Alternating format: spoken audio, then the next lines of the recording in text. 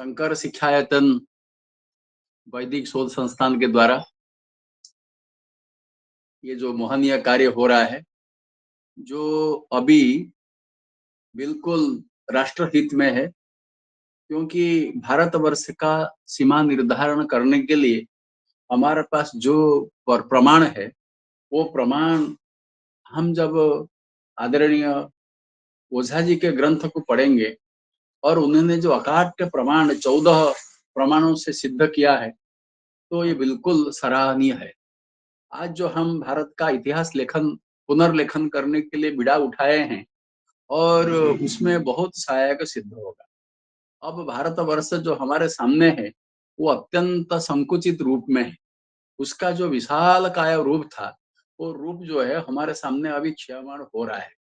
अब हम पहले क्या थे, आज क्या है, उसको बताने के लिए गर्व के कारण प्रमाण के साथ हम कह सकते हैं, आदरणीय ओझा जी ने जो प्रमाण पुराणों से और पुरातत्वों से और शिलालेखों से जितने प्रमाण दिया है, हम प्रमाण के द्वारा जैसे न्यायालय में बिना प्रमाण से कोई युक्ति, कोई तर्क ग्राह्य नहीं होता है, इस प्रकार के हम अगर प्रमाण देंगे, इसको विश्व दरबार में विश्व जनता उसको मानेगी। इस ओझा जी का जो लक्ष्य है, जो सिद्ध करना चाहते हैं कि भारतवर्ष जो प्राचीन काल में सिंधुस्तान से लेकर के और पारस्तान तक उसको कहते हैं। आज केवल ईरान को पारस्तान कहते हैं, परंतु सिंधु से लाल समुद्र तक जो है वो पारस्तान था। उसके लिए उसको सिद्ध करने के लिए वो कहते हैं, पहले जम्बूद्वीप की चर्चा करते हैं। उसका पौराणिक मत है, जम्बूद्वीप के राजा अग्निंध्र थे, वो उनके द्वारा द्वीप के 9 भाग में विभाजित किया गया।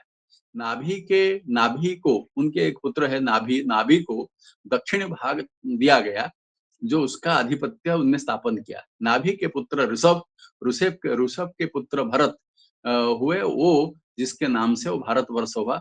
और भारतवर्ष होने के कारण अन्य प्रमाण भी है, लेकिन समय की स्वल्पता दृष्टि से ये हमारे शकुंतला के पुत्र भरत और जो अन्य भरत, 3 भरत या भरतों के नाम से है, लेकिन यहाँ पर जो है ये कहते हैं कि ये ऋषभ के पुत्र भरत के नाम से हुआ, उनको दक्षिण भाग मिला जिसका नाम भारतवर्ष हुआ।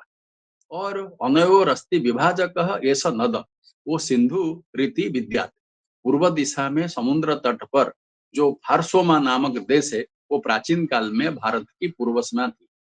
और बिलूचिस्तान, जिसको आज अफगानिस्तान कहते हैं, वो ईरान और मेसोपोटामिया जो यवन के नाम से जानते हैं, इसके पीछे जो लाल समुद्र तक भारत की पश्चिम सीमा थी।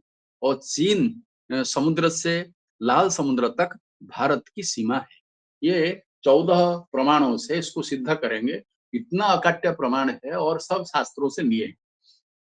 अब हम 2-2 मिनट प्रत्येक प्रमाण पर कुछ कहना चाहूंगा। ये है आ हिमवत आच कुमारियः सिंधु वैतरिणी नति सूर्यस्य उदयनं पुरः जावद वा कृष्णमृग विचरति तावत् ब्रह्मवर्चस्वम् ब्रह्मवर्त ब्रह्मर्षि देश मध्य देशादिवत आर्यावर्त देशस्यापि धर्म संबंधेन परिच्छिन्नत्वात्।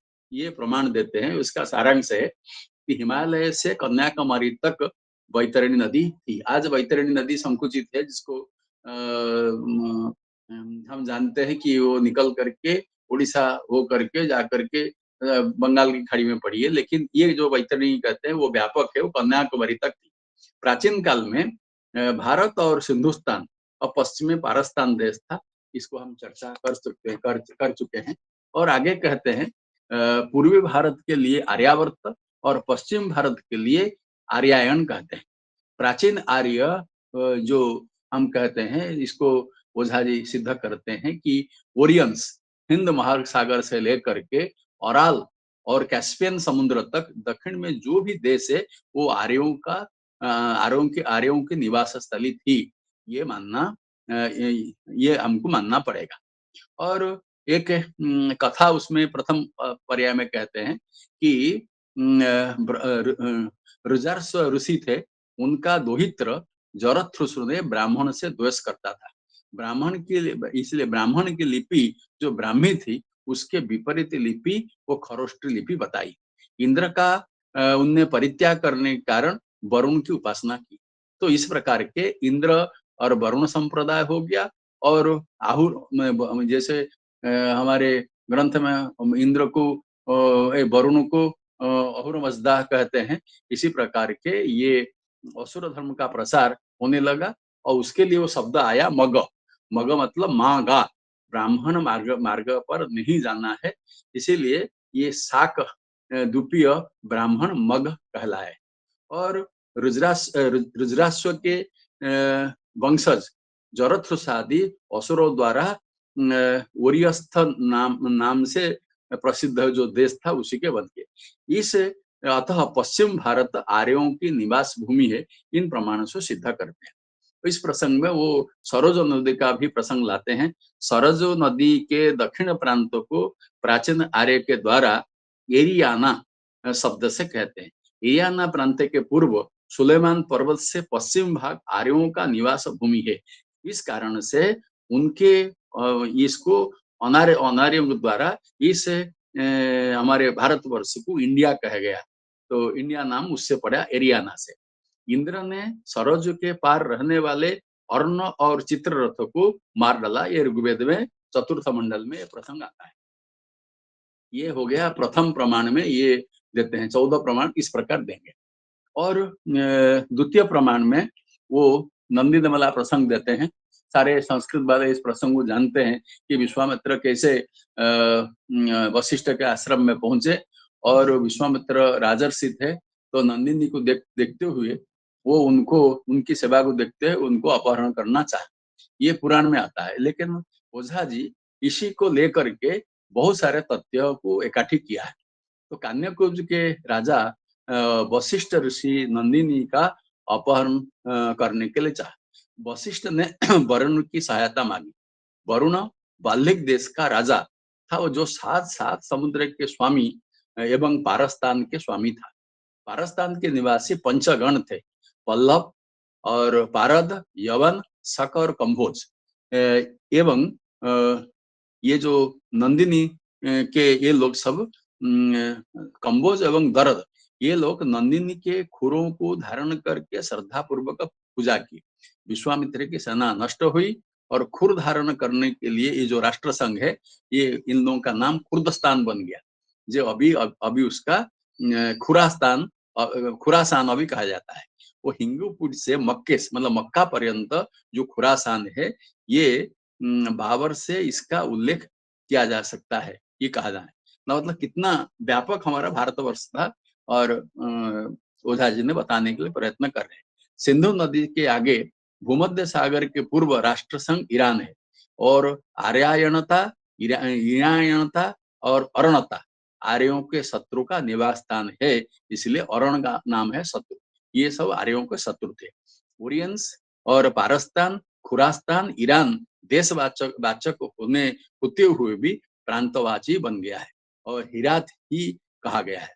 परवर्ती काल में शासन के भेद से अफगानिस्तान से खुरास्तान और अफगान का से खिरास्तान, ईरान, ईरान, इराक, रोम, शाम आदि पश्चिम समुद्र की संज्ञा बनी।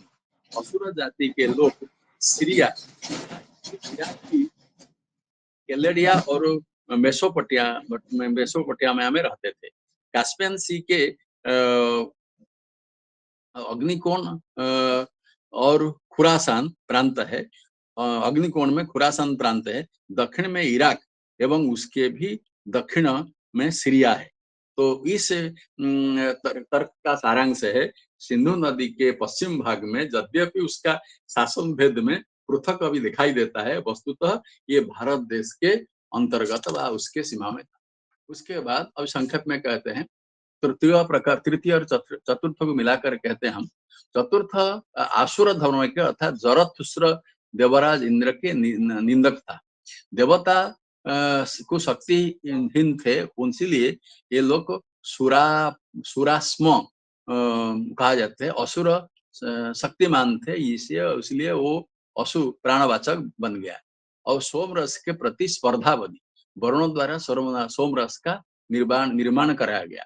सौत्रामण्यम सुराम पिबेत, ये वेद में प्रमाण आता है। अनार्यों के गुरु शुक्राचार्य सुरापान के लिए निंदा भी किए थे, क्योंकि हम हमारे पुराणों में और हमारे प्राचीन परंपरा के अनुसार ये सुरापान भी एक ब्रह्म हत्या, सुवर्णतय, सुरापान आदि जो पंच महापाप में आता है, इसलिए उसका निंदा भी की गई। लेकिन इंद्र ने वृषा कपि को सौत्रामणि यज्ञ करने के बाद और सुरापान के लिए प्रेषित किया, तो इसीलिए ये अनिंद्र कह करके निंदा की। इंद्राणी के द्वारा क्रोध हुआ। इसी प्रकार के इंद्र इधर सम्राट कहा गए, जो कि आर्यों के हैं, और वरुण जो है स्वराट कहे गए, और जो कि चैतन्य जाति, इसीलिए वरुण को कभी कभी इंद्र से भी श्रेष्ठ माना गया।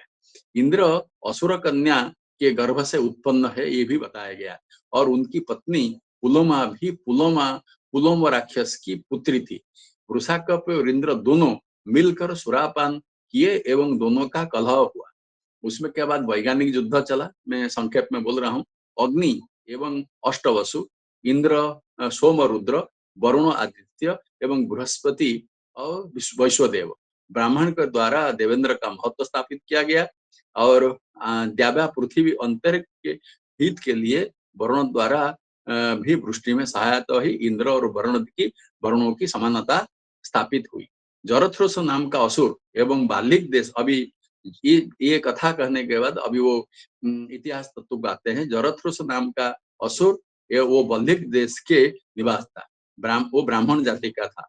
इंद्र विरोधी असुरों को बढ़ावा देता था, और ये देने के बाद वो स्थापन करते हैं कि जो अब वो थोड़ा सा ज्योतिष प्रमाण पर आते हैं। ये जो वो कहते हैं कि उज्जैनी 23 डिग्री अंश एवं न कला उत्तर अक्षांश स्थित ग्रीन स्थित मध्य रेखा की अपेक्षा उज्जैन स्थित मध्य रेखा 75 डिग्री के अंश एवं 43 कला पूर्वी देशांतर से प्रारंभ होती है, और ग्रीन से 31 डिग्री अंश तक, और पूर्वी देशांतर पर नील नदी के मुहाने पर भूमध्य सागर देश है, जो भारतवर्ष की पश्चिम सीमा है।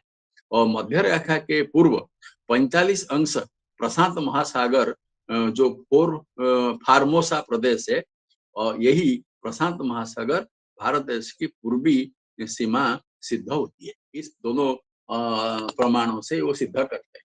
अब हम सामान्य चर्चा करेंगे जो पंचम प्रमाण, जिसके ज्यादा कहने की जरूरत नहीं, सब लोग आप जानते हैं।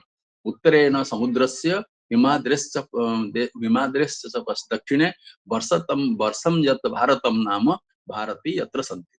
अभी ये जो भारतवर्ष है नवखंड में, तो इंद्रद्वीप अभी अंडमान है, तो अभी भारतवर्ष में है। नागद्वीप निकोबर है।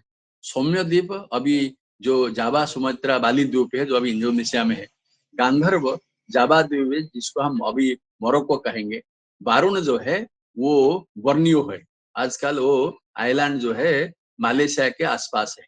उसके बाद कसेरुमान, ये अब आज वो सेलेबीस है, जो कि तुर्की के आसपास है। और गभस्तेमान जो है, आज उसका नाम है मलुका, ये साउथ ईस्टर्न मलेशिया में है। और ताम्र पर्ण जो है सिंगल या सिलोन है। और कुमारी का खंड जो है, नवम खंड है, वो भारत खंड है। तो ये पंचम प्रमाण में सिद्ध करते हुए कहते हैं ये नवखंड जो है, ये सीमा, ये भारत है। भारत के बारे में चर्चा जो नवखंडात्मक है जम्बू द्वीप, इसकी वो चर्चा करते हैं।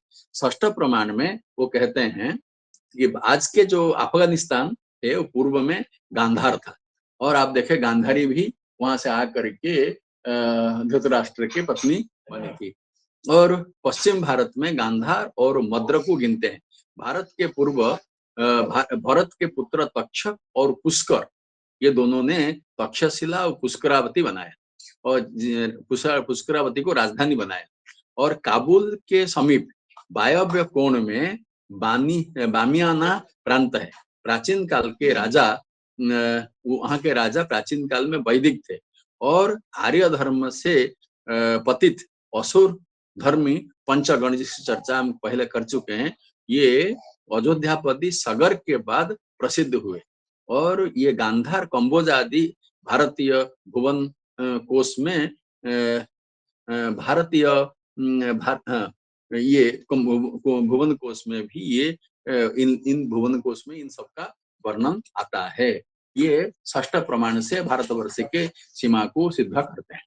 और सप्तम प्रमाण में वो कहते हैं कि पाश्चात्य लोग भूटान को मद्र देश बोलते हैं, परंतु ये ठीक नहीं है। वो कहते हैं इरावती और चंद्रभागा इन नदियों के प्रदेश को मद्र देश कहते हैं। और इरावती नदी के बारे में जानते हैं और चंद्रभागा अभी आज भी चंद्रभागा नदी के किनारे में और बहुत बड़ा मेला लगता है और ये बिल्कुल कोणार्क के सामने ये चंद्रभागा नदी बहती है। आज वो सुप्त हो चुकी है, लेकिन थोड़ा सा झर है, उसी से बालू को थोड़ा सा निकालने के बाद जल आ जाता है, उसी से लोग तीर्थ करते हैं। ये माघ महीना में वो 7 दिनों का मेला भी वहां चलता है। तो लेकिन ये कहते हैं कि बाल्हिक जो देश में पल्लव, शक, जवन, पारद, कंबोज समान मद्र देश सिंधु के पश्चिम प्रांत के होना उचित सिद्ध होता है। इस मद्र आज के ओरिस्पान और तिरहान सन्निविष्ट होने के कारण उस देश तक भारत की सीमा थी। ये कहते हैं कि अभी जो तिरान है और ओरिस्पान वो जो देश है वहां तक भारत की व्यापकता थी। अब प्रमाण ये व्याकरण से वो प्रमाण लेते हैं। पतंजलि ने एक शब्द लिखा है, आदर्श पर्वत का नाम लिया है, जो कालक वन में पश्चिम हिमालय पर्वत से दक्षिण पारियात्र से उत्तर पारियात्र की ओर 4 सीमाओं में निर्देश है। आर्यावर्त जिसको हम आर्यायन कहते हैं वो इसका वाचक है। आदर्श शब्द भूमध्य सागर से उत्तर प्रांत में तारस पर्वत का वाचक है। सेनाई पर्वत तुरस ये है। यहूदियों के नाम से प्रसिद्ध यवन देश आदर्श पर्वत समान में दूरी में अवस्थित है। तारस और तुरस अक्षर की समानता के कारण सिनाई पर्वत आदर्श पर्वत हो सकता है। ये प्रमाण है कि नवम प्रमाण में वो व्याकरण से देते हैं, पतंजलि का उदाहरण देते हैं। इसके बाद दसम प्रमाण में वो त्रिपुरासुर का युद्ध के बारे में बताते हैं। वो बहुत प्रसिद्ध है। त्रिपुरा 3 लोग थे, जो तारकासुर के 3 पुत्र विदुन्माली, कमलाक्ष और तारकाक्ष। ये लोग ब्रह्मा से तपस्या करके 3 नगर ऐसे मांगा, उनमें एक लोहा के नगरी, एक रजत नगरी, एक स्वर्ण नगरी। और ये अनेक हजार वर्षों में एक बार जो मिलन होता है उनको कोई मार पाए, क्योंकि असुर लोग तपस्या करते हैं और अपना मृत्यु को इतना वो पेचीदा बना देते हैं, उनको मारना संभव नहीं है। भगवान शंकर ने उनको इनका वध किया है और ये हर हमारे काव्य शास्त्र में स्तुतियों में आता है। तो आप जब पाठ करते हैं पुष्पदंताचार्य का शिव महिमा, उसमें वो कहते हैं रथ क्षोणी जनता सतर्धुति रगेन्द्रो धनुरथो रथांगम चंद्रार्को रथ चरण पाणी सरइति धिदक्षोतो कोयम त्रिपुर तृणमाडंबर विधि विधेयर्किड्यंतो नखलु परतंत्रा प्रबुधिय। कैसे सुंदर वर्णना करते हैं इसमें त्रिपुरासुर वध के लिए शंकर कैसे आडंबर करके जाते हैं उसकी चर्चा है। खैर ये इस पौराणिक कथा से हमारे ओझा जी ने 3 तत्व लिया। वो कहते हैं विदुन्माली का जो गढ़ था व जो नगरी थी ये लौहमयी नगरी थी, कमलाक्ष की रजतमयी नगरी थी और तारकाक्ष की सुवर्णमयी नगरी थी। और ये तारस पर्वत, तारकाक्ष को तारस पर्वत भूमध्य सागर के स्वर्णमयी पुरुष पुष्प नक्षत्र में 35 डिग्री अक्षांश पर वो तीनों की समानता है। और ततार देश में तार और सूर प्रसिद्ध होता है। और ये जो अयमयी नगरी है ये भारतवर्ष का है। ये कहते हैं पृथ्वी पर यह आयसी नगरी लौह नगरी के में स्थित है। वो भूमध्य सागर पर्वत तक विस्तृत है। मर्त्यलोक में यह आयसी नगरी भूमध्य सागर के पूर्वी तट पर है। भूमध्य सागर के अंत तक के प्रवेश के प्रदेश को भारतवर्ष जानना चाहिए। ये जो लौह नगरी है वो ही भारतवर्ष है। ये विशाल बहुत प्रमाणों से तर्क किया, हम सारांश से उसको बताया। तो 11वां प्रमाण जो है वो भी पुराण से वो कहते हैं, जोजानानम सहस्रेषु द्वीपोयम दक्षिणेतर आयतस्तु कुमारी तो गंगाया प्रभावती। तो भारतवर्ष के जो 9 उपद्वीप है वो कुमारी की महिमा उसमें वर्णित है। कुमारी शब्द सिंगल द्वीप से संबंध रखता है। पूर्व से पश्चिम तक 90 अंश होने से 30,000 कोस से अधिक, दक्षिण से अधिक और दक्षिण से 28 अंश के कुछ अधिक होने से भारतवर्ष 1000 कोस तक स्थित है। ये एकादश प्रमाण में सिद्ध करते हैं। द्वादश प्रमाण वो कहते हैं, पूर्वे ही किराता यस्यांते पश्चिमे यवना स्थिता आंध्रा दक्षिण तो धीर तुरस्कु स्थापि चापरे। ये वायु प्रमाण का उदाहरण दे करके तुरस्क देश भी भारत की सीमा तक है।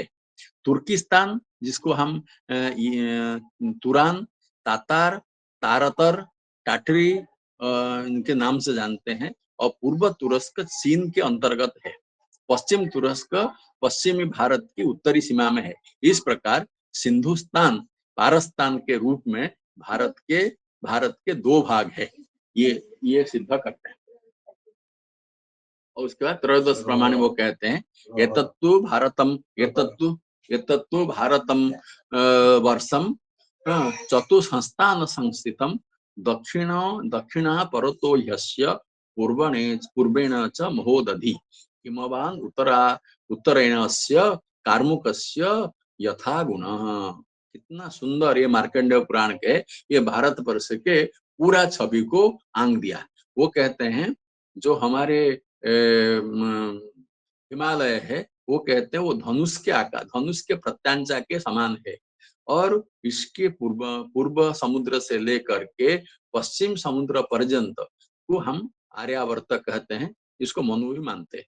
विंध्याचल उत्तर में स्थित आर्यावर्त और सागर, लाल सागर, भूमध्य सागर के मध्य भारतवर्ष को होना चाहिए। ये त्रयोदश प्रमाण में कहते हैं। और चतुर्दश प्रमाण में वो राज्य शासन व्यवस्था और भौगोलिक गणित, ये दोनों के तुलनात्मक अध्ययन कहते हैं। जो गांधार है ये आज के अफगान, ये राज्य शासन व्यवस्था में कैसे परिवर्तन हुआ है, ओझा जी, आदरणीय मधुसूदन ओझा जी उसको तर्क देते हैं कि गांधार जो अफगानिस्तान है, और हिंगला जो बेलूचिस्तान है, पारस्तान जो है पर्सिया है, बर्मा जो है भारत का अंश पहले था, सिंधुस्तान जो है वो हिंदुस्तान है। और भौगोलिक गणित में कहते हैं प्रशांत महासागर से लेकर लाल सागर तक एवं पश्चिम भारत के अफगानिस्तान आदि भारत का अंश था। इसीलिए अंत में कहते हैं भारतवर्ष पृथ्वी के मंडल का 1/4 है। अभी जो विश्व का जितना भौगोलिक स्थिति है, और ओझा जी स्थापित करते हैं कि संपूर्ण हमारा भारतवर्ष सारा विश्व का 1/4 है। निष्कर्ष के में हम ये कह सकते हैं भारत की सीमा पूर्व दिशा में चीन समुद्र तक है, और पश्चिम में लाल समुद्र तक है, और उत्तरी सीमा में तुरस्क तक है, और दक्षिण तो हमारे भारत महासागर है। इसी प्रकार के ये अकाट्य तर्क दे करके आदरणीय मधुसूदन ओझा ने इंद्र विजय प्रसंग में भारत के जो सीमा निर्धारण उन्हें किया है, जो अत्यंत सराहनीय है और तर्कपूर्ण है, जो हमारे भारत के छवि को, भारत की व्यापकता को आज विश्व दरबार में प्रतिष्ठापित करने के लिए एक महत्वपूर्ण प्रयास है। इस